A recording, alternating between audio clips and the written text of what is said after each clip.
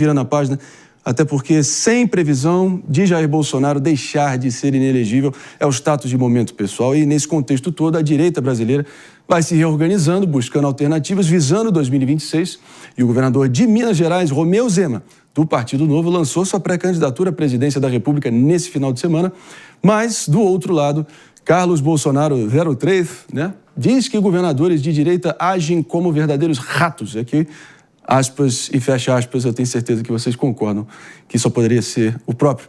Agora, sem citar nomes, pessoal, o filho do ex-presidente segue questionando tudo que está posto e quem eventualmente vai herdar o espólio do seu pai. É uma das grandes, questões que estão realmente ainda sob júdice, ainda sob dúvida, mas, de qualquer forma, Jess Peixoto, qual é a sua expectativa olhando adiante? Então, a direita está se reorganizando, isso faz parte, não dá para ficar todo mundo esperando a consequência ali da elegibilidade, esse sonho de elegibilidade de Jair Bolsonaro, que nesse momento é extremamente improvável e todos já veem isso. Isso não significa que ele não seja respeitado, que ele tenha força na direita, ou até mesmo que os candidatos à presidência estejam mencionando e falando das situações que vivem. Inclusive, André, lá no Encontro do Novo, que lançou a candidatura do Zema à presidência da República, até mesmo um dos palestrantes foi com uma camiseta Liberdade para Bolsonaro, que foi o Jeffrey Chikini, advogado do ex-assessor Felipe Martins. Então, a realidade é que a direita, ela está buscando esses caminhos de fortalecimento. E é muito importante que ela o faça, com nomes extremamente competentes, como o do próprio Romeu Zema e de outros que estão surgindo aí. E eles estão tendo seus grupos, as suas lógicas de funcionamento cada vez maiores. E é importante porque o que foi o problema ali do Lula? O Lula não criava liderança, não tinha liderança. E aí, de repente, está preso. Não tinha muita gente para falar, para denunciar, para fazer esse trabalho. E o candidato ali, que acabou sendo Fernando Haddad à época, não tinha estabilidade de liderança política. No caso da direita, não é assim. Nomes como o do próprio governador de Minas Gerais, Zema, tem ali qualidade, tem muita coisa de realização. E no estado dele, Minas Gerais, Caiado, mesma coisa, Ratinho, mesma coisa. Então, isso acaba potencializando novas lideranças. E é óbvio que Carlos Bolsonaro não gostou muito disso. Tem um trecho, inclusive, da postagem, dessa mensagem, que foi postada pelo Carlos Bolsonaro, compartilhada, inclusive, pelo irmão Eduardo, ele dizendo aqui eu abro aspas, novamente, que a verdade é dura. Todos vocês se comportam como ratos, sacrificam o povo pelo poder e não são em nada diferentes dos petistas que dizem combater, limitam-se a gritar fora PT, mas não entregam liderança, não representam o coração do povo, querem apenas herdar o espólio de Bolsonaro se encostando nele de forma vergonhosa e patética. Sem Bolsonaro, a direita se organiza?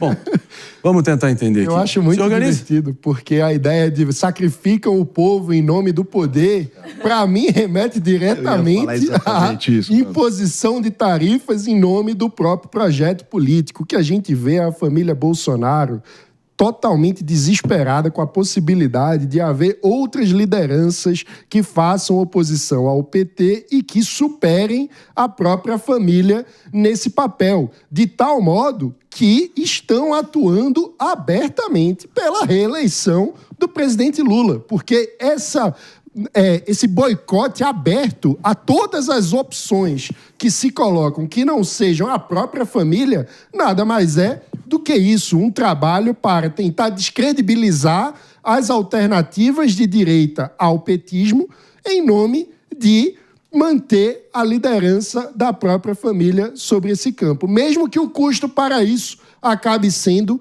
no fim das contas, uma reeleição do PT. Mas aqui, até um detalhe. Tinha o Misael, nosso querido jornalista, estava lá cobrindo o evento e ele teve uma entrevista exclusiva com o Zema em que ele perguntou exatamente sobre Bolsonaro. O que eu respondi, hein? Sabe o que ele respondeu? Que mesmo em conversas com o Bolsonaro, que ele fez antes ali de acontecer a prisão, tudo isso, o que acontece? Bolsonaro também vê com bons olhos a entrada de novos candidatos que são da direita. Porque, pessoal, sejamos sinceros, qual é o cálculo, a configuração é de segundo turno. Então, ter mais potência, mais gente levando a mensagem à força da direita, nas pautas que a direita está começando a convergir, que até incluem muitas vezes, olhar para o caso da anistia do 8 de janeiro. É importante. Então, assistam aí. O Israel fez um trabalho maravilhoso lá e tem essa exclusiva. Todo mundo está caindo em contradição em algum grau aqui dos possíveis postulantes e tal, porque, enfim, querem, de alguma forma, herdar o prestígio eleitoral bolsonarista só com os ativos, né? Sem ter que lidar com os passivos ou, de alguma forma, ter que, de alguma forma, encampar o discurso, né? Que realmente são as duas frentes animadoras, né? Os valores afirmativos para o bolsonarismo no momento, impeachment do Alexandre de Moraes, anistia ampla, geral e restrita. Duas pautas, cá entre nós, extremamente explosivas e, enfim, recheadas de polêmicas, mas vocês não acham que, tipo assim, beleza, o Bolsonaro pode estar fazendo um jogo duplo? Você que tratou aí, quem for pro segundo turno aí, junta em um e tá tudo certo aí. Mas, imaginem o cenário, Jesualdo Júnior e Jota. Caso ele realmente faça o que muitos esperam dele, de tocar em um e falar, é esse aqui, meio que interdita a sucessão da direita e esse candidato aclamado ou escolhido pelo Bolsonaro despontará como franco favorito. Eu tenho muita dificuldade, André, em ver esse cenário, o Jair Bolsonaro tocando em alguém, abençoando em alguém, uma vez que ele vai abrir mão do seu capital político, principalmente se ele estiver preso. Caso o presidente Jair Bolsonaro seja preso, ele só vai transferir o capital político dele se for para alguém com sobrenome Jair, aliás, sobrenome Bolsonaro. E às vezes até Jair também, né?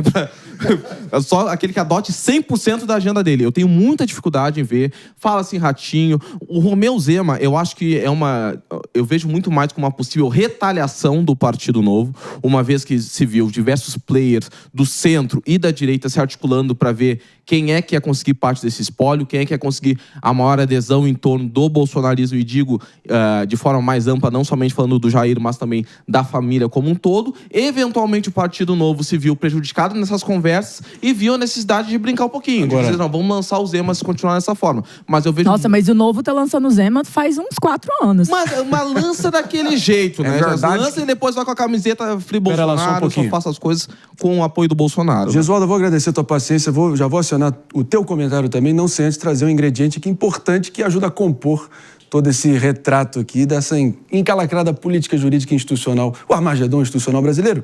Dias Peixoto me ajuda aqui, até porque o ministro Alexandre de Moraes, pessoal, prestem atenção, deu uma entrevista ao jornal americano The Washington Post, uma das principais publicações americanas, que foi divulgada hoje, e defendeu que não pretende recuar, e aqui eu abro aspas, nem 1 milímetro sequer na atuada aí contra o que ele chama os golpistas do 8 de janeiro, toda a direita bolsonarista, e também contra os achaques aí da administração Trump. É por aí? Conta pra gente. Sim, ele deu uma entrevista. A entrevista, inclusive, começa mencionando que o jogo ali do Corinthians teria sido um momento para esparecer em relação a várias questões políticas que estão acontecendo, inclusive da Lei Magnitsky, que ele foi afetado. E, André, ele coloca aspectos de defesa da democracia. A chamada desse, que é um dos maiores jornais dos Estados Unidos, é exatamente como ele, como juiz, que não se dobra a Donald Trump. Vamos avaliar isso por uma perspectiva de negociação e do momento de tensão Brasil e Estados Unidos. Imagine como a Casa Branca, como os articuladores e os negociadores recebem a entrevista do ministro relator, do ministro Alexandre de Moraes, que tem vários momentos nessa entrevista que há várias tensões explícitas e até mesmo algumas cutucadas que são de fato ressaltadas. E aí fica o meu maior questionamento após ler a entrevista, muito bem conduzida pela Marina Dias dentro do jornal em questão, mas qual é o espólio disso? O que isso acarreta? E onde já se viu? Será que é positivo um ministro do Supremo Tribunal Federal e num jornal do exterior, um dos de maior circulação de um país, que é os Estados Unidos, que a gente está tendo todo esse problema, e dar a análise política dele, do cenário do Brasil, análise até mesmo comparativa? Em dado momento ele fala que talvez para os americanos isso seja difícil, para os estadunidenses seja difícil entender isso, porque eles não passaram por golpes, como nós passamos com Vargas, faz até uma análise histórica ali da situação. Então, assim, a realidade é que esse artigo, na minha opinião, ele acaba potencializando críticas, aumentando a tensão, e não acho que seja o ponto de vê-lo como uma solução para qualquer problema que seja por parte do que está acontecendo entre Brasil e os Estados Unidos. Mas que foi um artigo forte, está tendo muita repercussão, tanto na imprensa nacional, mas principalmente na imprensa dos Estados Unidos, está. Agora, ele diz que o Brasil seria um paciente enfermo, doente, e que ele seria o responsável por aplicar a vacina. Eu acho que eu vejo algum problema nisso, no sentido... Tô errado, Dias? Não, perfeito, eu acho que é perfeito. Não, então, isso, enfim, mostra uma obstinação ou uma forma de ele se auto-perceber que é perigosa, na minha opinião, né? Mostrar que talvez ele seja o único detentor do remédio para ser uma panaceia para curar todos os males e problemas do Brasil. E isso me soa bem preocupante, né, Gesualdo? Vou te ouvir teu comentário, me perdoa aqui pelo andar da hora, só fazer um rápido break só para quem está nos ouvindo pela rede Jovem Pan de Rádio Morning Show. Volta já já. Gesualdo Júnior, fica à vontade. Da sua fala me lembra uma passagem do Stallone Cobra, quando ele dizia assim... Maravilhoso. O crime é uma doença, eu sou a cura. Tá parecendo o Alexandre de Moraes dando entrevista agora pro Washington Post. Momento absolutamente inoportuno dessa entrevista. Nós temos que aprender e face democracia, com o juiz falando no processo, falando nos autos. Em nada contribui isso que o Alexandre de Moraes fez perante o Washington Post, em que pese a dimensão de um jornal desse. Aliás, diria, até muito pelo contrário, a dimensão desse jornal dá uma envergadura muito maior para esse discurso dele, um discurso de enfrentamento e uma mensagem subliminar, né? Quer dizer, Jair Bolsonaro está condenado. Deixou-se muito claro que o voto dele vem nesse sentido. Agora, democracia de verdade não se preserva com um juiz solitário que tem uma autoimagem de superpoderoso ou grande defensor contra todos os males, entendeu? Aí que mora o perigo. Mas de novo, a situação é tão sem precedentes. Eu ouço isso de gente graúda, assim, macaco velho que não pula em galho seco, literalmente, de gente assim vivida, com as cicatrizes para provar toda uma vida dedicada à política nacional, militando na política, que a gente está realmente num terreno assim pantanoso, sem precedentes e difícil avaliar, mas parece que vai ganhando contornos de guerra santa, né? Quem trucar e quem ceder vai ser absolutamente destruído nesse tabuleiro todo, né? Mas a truculência dos dois lados. Não adianta agora dizer que é só os Estados Unidos que mostra, ou seja, intransigência ou também uma obstinação excessiva ou truculência, né? Intransigência e truculência. Não é só os Estados Unidos. Todos os envolvidos, principalmente o ministro Moraes, pelo menos de acordo com as palavras dele, né, Mano Ferreira? Sabe como que o jornal chama o Moraes? Você fica me chamando de xerife do Morning Show. O jornal coloca Moraes como xerife da democracia. Sim, aí, ó. Isso não acaba bem. Ao participar da entrevista, o ministro acaba corroborando a imagem que o jornal coloca, né? Porque, assim, ninguém é responsável pelo que os outros dizem de você mesmo, né? Então, o ministro, em tese, não é responsável pela afirmação do jornal de que ele seria o xerife. Mas quando ele participa da entrevista concedendo declarações no lugar de se resguardar e atuar por meio dos autos, ele acaba legitimando aquele discurso feito pelo jornal. O que, de um ponto de vista da percepção da população, é péssimo, porque o que a gente precisa numa democracia funcional não é de salvadores, seja da democracia, seja os salvadores da pátria. O que a gente precisa é de cidadãos livres que atuam com seus direitos resguardados por um devido processo legal. Então, é assim que a democracia se afirma, com instituições impessoais que tragam resultados independentemente de quem são os envolvidos, seja do lado dos acusados, seja do lado dos julgadores. Quando a gente vê essa necessidade de afirmação da própria personalidade, seja concedendo entrevistas, seja escrevendo na sentença em caixa alta, caps lock e 5 exclamações seguidas, a gente vê uma pessoalidade contaminando um processo que deveria ser sóbrio, que deveria ser institucional, de aplicação da lei conforme a lei precisa ser aplicada e não conforme o sabor dos ventos e das personalidades envolvidas. E outra coisa, né, mano? Quando a gente fala sobre xerife, o doutor da democracia para salvar um paciente enfermo, sim, a gente espera minimamente que haja uma legitimidade para atuar em nome da democracia, que é por meio da eleição. Então me preocupa muito que o doutor, isso está me cheirando mais a placebo do que qualquer outro tipo de remédio, porque me preocupa muito que aquele que se diz o doutor que vai defender a democracia oferece para o paciente doente algo que ele não tem sequer legitimidade ou clareza por parte da população para exercer esse tipo de poder, né?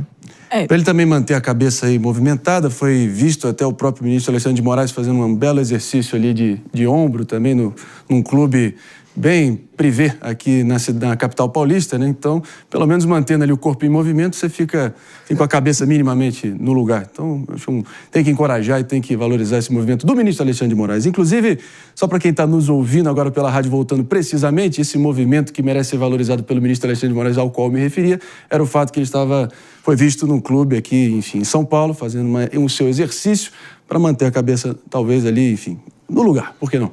Agora, é isso, pessoal. Democracia não é lugar para exibicionismo e muito menos esse determinismo togado, você se ver como o grande salvador da democracia brasileira, o médico da democracia brasileira, como foi a declaração do ministro Alexandre de Moraes agora para o Washington Post. Um breve complemento aqui da Jess Peixoto, até porque vamos lembrar aqui, democracia exige, de verdade, né, saudável, exige limites, exige realmente freios e contrapesos e não o determinismo de um juiz que se enxerga como todo poderoso. E mais, André, tem dado momento aqui, eu vou até ler o trecho do artigo que coloca assim, ó, Moraes passou de uma origem comum de classe média para se tornar o jurista mais poderoso da história brasileira. Eu acho muito perigoso a gente colocar juízes como os agentes mais poderosos, ainda mais quando boa parte das críticas que Donald Trump tem feito, que a Casa Branca tem feito, são sobre essas ações do direito do Brasil estar sendo um instrumento político. Então, eu acho que reforça todas as críticas feitas naquela primeira carta. Agora, eu quero fazer aqui um papo reto para todo mundo que está nos ouvindo, até porque você aí do outro lado tem que pensar o seguinte. Você já